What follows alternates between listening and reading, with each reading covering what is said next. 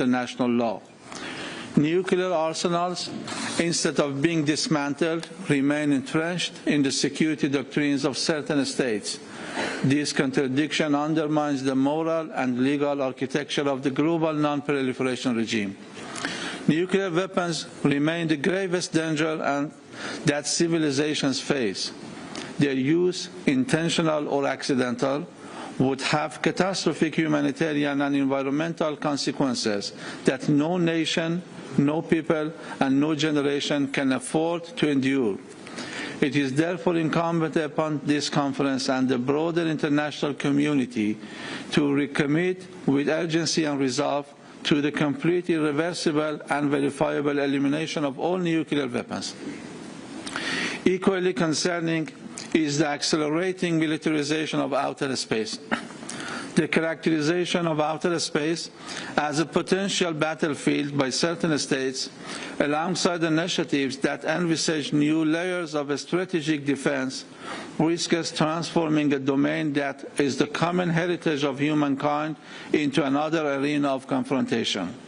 The misuse of space technologies in ways that infringe upon the sovereignty of states further compounds these challenges. Preserving outer space exclusively for peaceful purposes is a shared responsibility. In this context, the role of multilateral disarmament mechanisms, particularly the Conference on Disarmament, as the sole multilateral negotiating forum on disarmament, is indispensable. Revitalizing its negotiating mandate and overcoming long-standing deadlock are urgent imperatives if we are to advance toward a world free of nuclear weapons and prevent the weaponization of outer space. Ladies and gentlemen, the Treaty on the Non-Proliferation of Nuclear Weapons constitutes the cornerstone of global non-proliferation and disarmament efforts. The Islamic Republic of Iran has long upheld its obligations under the NPT and remains steadfast in its commitment to the mutual objectives enshrined therein. As affirmed earlier this week in Geneva, Iran's right to peaceful nuclear energy is inherent, non-negotiable, and legally binding under international law. This right cannot be arbitrarily suspended or denied. Iran reaffirms unequivocally that it does not possess, has not sought, and will never seek nuclear weapons. Our nuclear program is strictly peaceful, guided by law and policy that rejects weapons of mass destruction.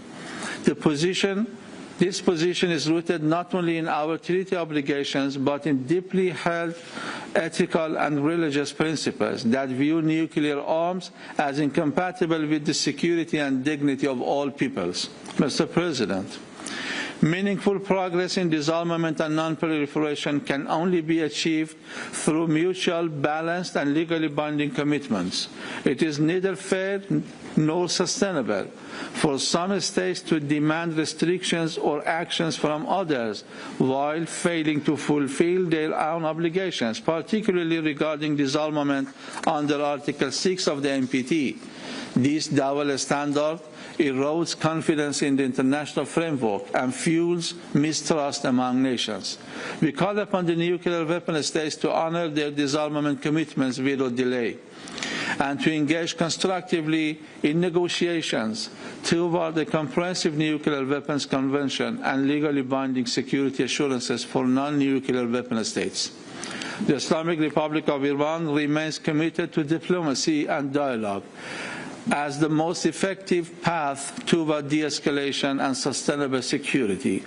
Recent diplomatic engagement here in Geneva, which will continue this Thursday, demonstrate that a new window of opportunity exists for negotiations to address differences and build confidence, provided that they uphold mutual respect, equitable treatment, and non-selective application of international norms.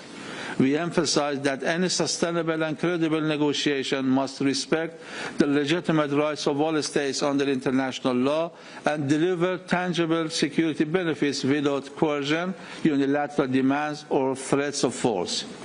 At the same time, let me be clear.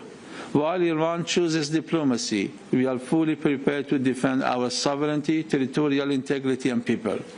As demonstrated in our response to the aggression of June 2025, we will exercise our inherent right to self-defense under the Charter of the United Nations if necessary. We call upon all nations committed to peace and justice to take meaningful steps to prevent further escalation. The consequences of any renewed aggression wouldn't remain confined to one country, and responsibility would rest with those who initiate or support such actions. Excellencies, Iran has consistently called for the establishment of a zone free of nuclear weapons and other weapons of mass destruction in the Middle East since 1974, a vision that has yet to be realized due to persistent obstacles and selective enforcement of international norms. All parties must be held equally accountable to their obligations. The continued existence of weapons of mass destruction in the possession of the Israeli regime and its recurrent nuclear rhetoric and threats remain a source of grave concern. Achieving such a zone requires adherence to the NPT and the placement of all nuclear facilities in the region under comprehensive safeguards. In closing, the dire threats of nuclear proliferation and the proliferation of other weapons of mass destruction demand our collective leadership, creativity, and a steadfast commitment to the principles of justice, equality, and shared security.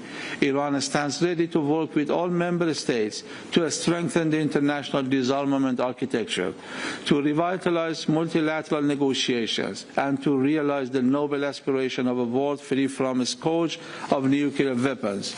Peace cannot be sustained through coercion, pressure, or threats. It is founded on dialogue, mutual respect, respect for international law, and genuine multilateral engagement. We therefore reaffirm our shared responsibility to strengthen multilateralism, renew our commitment to the Charter of the United Nations, and advance with determination and good faith toward a safer, more secure world for all. I thank you. I thank the Deputy Foreign Minister for Legal and International Affairs of the Ministry of Foreign Affairs of the Islamic Republic of Iran.